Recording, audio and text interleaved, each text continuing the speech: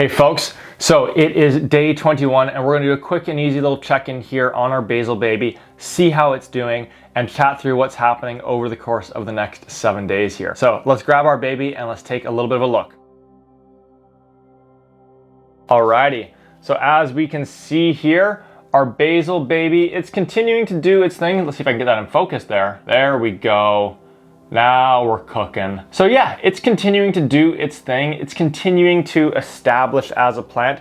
And it's also, of course, a lot and significantly smaller than some of our larger babies. So I want to pull over here, let's say like our cucumber baby, and we can see how much larger the cucumber is than our basil on this side. And of course, our zucchini over here, way bigger. And those are just bigger plants. So if you're looking at your basil baby and you're thinking, gosh, that's a little bit small, or it's not at the same size as the other ones, it's not meant to at this point in time. And if you are seeing it and it's got a couple of sets of leaves on it, then it is exactly where it needs to be for its growing season and its growing cycle.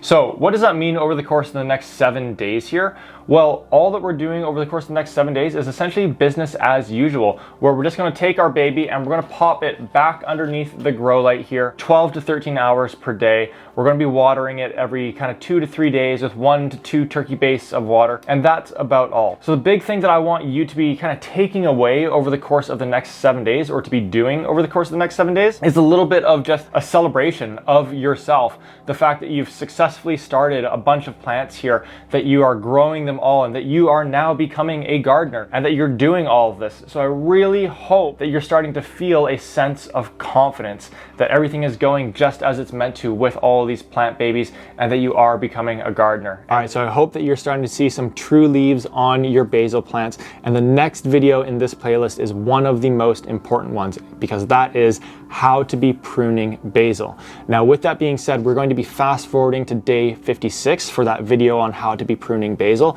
And the reason behind that is because from day 21 to day 56, I'm just leaving the plant baby, the little basil baby, underneath the grow light for 12 to 13 hours per day, giving it its watering every 2 to 3 days, and allowing it to put on those first sets of leaves. So that's pretty much all that you'll be doing between day 21 to day 56.